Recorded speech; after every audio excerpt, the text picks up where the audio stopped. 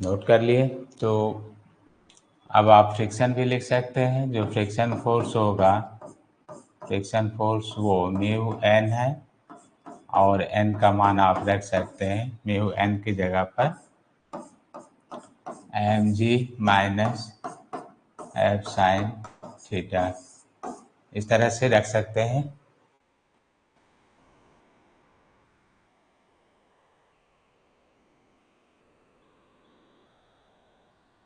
तो जब आपने इतना नोट कर लिया तो अब आप नेट फोर्स लिख सकते हैं गति के लिए परिणामी बल। तो net force for motion, net force for motion, गति के लिए परिणामी बल फॉर मोशन। तो आप जैसे ही एफ नेट लिखें तो यहाँ पर एफ कॉस थीटा ये बल का प्रभाव है गति की दिशा में, और ये माइनस करके फ्रिक्शन फोर्स है। तो F cos theta minus friction force. अब आप एम इंटू ए यहाँ पर ले सकते हैं, एम इंटू ए, नेट फोर्स में एम इंटू ए।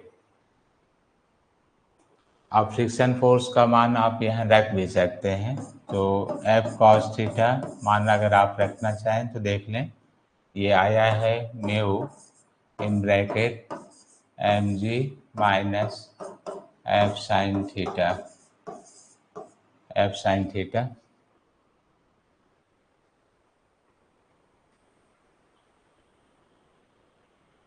तो इस तरह से M into A equal to F cos theta minus mu M G plus mu F sine theta, sine theta, ये आ गया।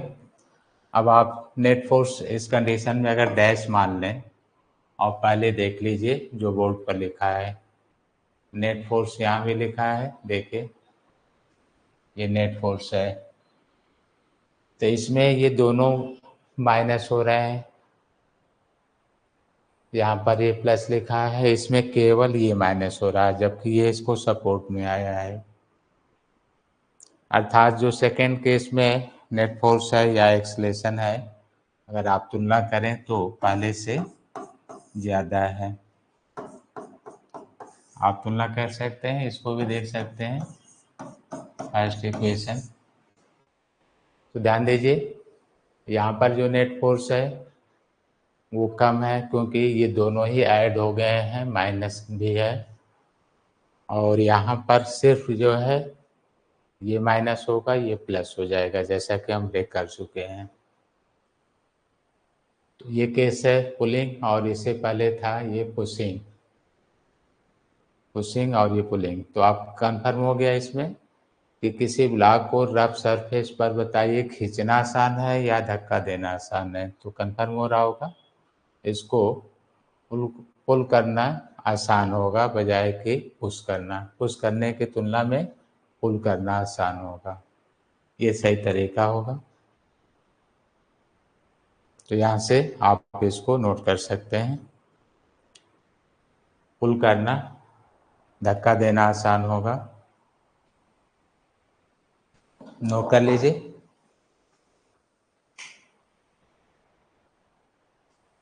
Pulling force is larger than by, यहाँ पर जो है pushing force. Sir class note का पीडीएफ कहाँ में मिलेगा? जहाँ पीडीएफ है वही मिलेगा ना। आप कंटेंट में जाइए, कंटेंट में फाइल है, फाइल में या नोट जो भी लिखा है उसी में पीडीएफ है।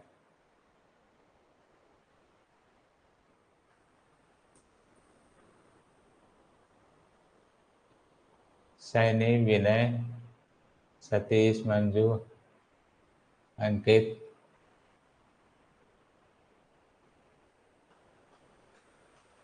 और लोग भी।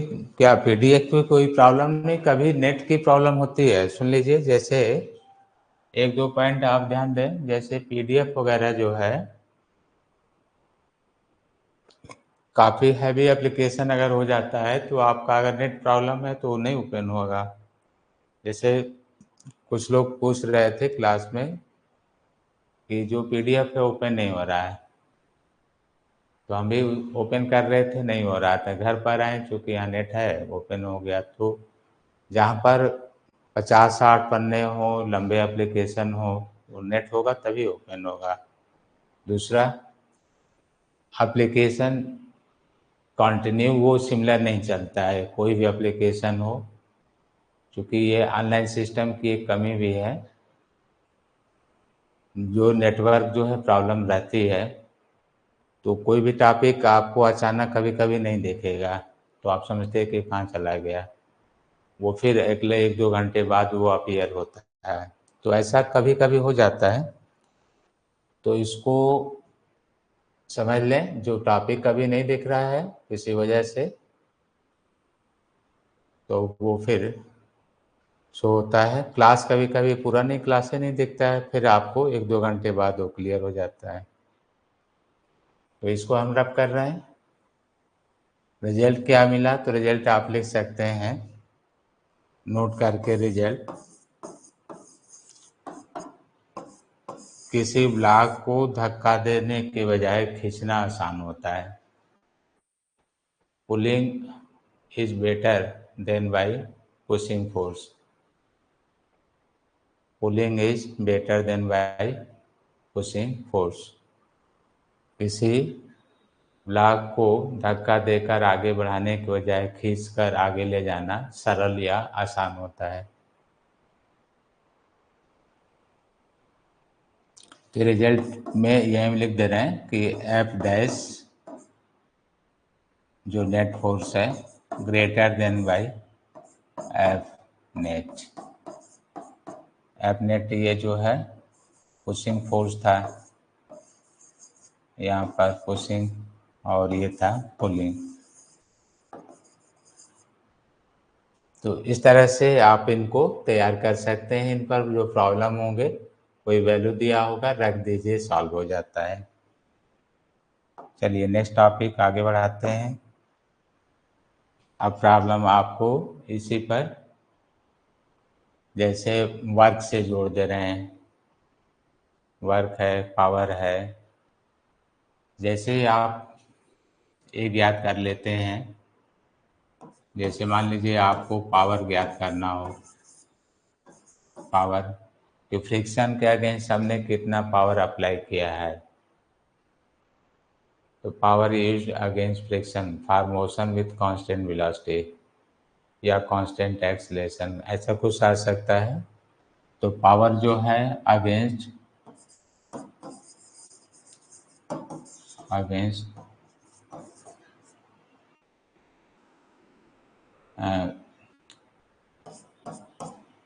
पावर अगेंस्ट फ्रिक्शन, तो घर्षण के विरुद्ध जो है शक्ति, प्रयुक्त शक्ति, पावर कंज्यूम में लिख सकते हैं अगेंस्ट फ्रिक्शन। तो पावर का formula P equal to dW/dt, और इसको आप force into displacement by dt। अब आप फोर्स को कांस्टेंट ले लें तो ds/dt, तो F इंटू वी। तो अप्लाइड फोर्स इंटू वेलोसिटी, जो कांस्टेंट वेलोसिटी को मेंटेन करता है, मल्टीप्लाई कर दीजिएगा, पावर आ जाएगा। जो F आपका होगा यहाँ पर नेट फोर्स होगा, F equal to net force for motion, net force for motion. गति के लिए परिणामी बल होगा, गति के लिए परिणामी बल। और भी नियत वेग होगा, कांस्टेंट वेलोसिटी भी आपका कांस्टेंट वेलोसिटी होगा या नियत वेग होगा। इस तरह से आप इसको सॉल्व कर लेते हैं।